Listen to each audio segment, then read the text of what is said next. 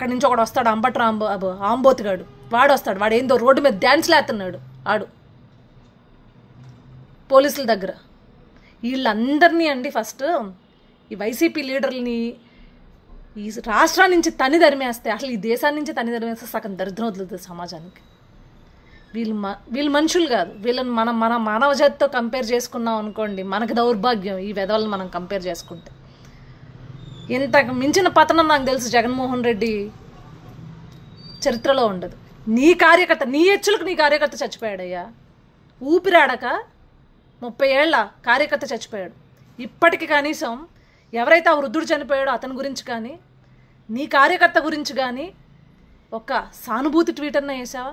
వీళ్ళు నా ప్రోగ్రాం వల్ల చనిపోయారు, నేనే ఆదుకుంటాను అని చెప్పి కనీసం వేసావా? రాదు, చెయ్యి మాత్రం రాదు పెట్టడానికి. నీకు ఎంతసేపు నిన్నెవడో ఆకాశంలో ఎత్తాలి, దాన్ని అందరికీ చూపించాలి, సాక్షిలో ఇంత పెద్ద పెద్ద హెడ్లైన్స్తో వేయించుకోవాలి, ఈ జబ్బేంటో నాకు అర్థం కాదు.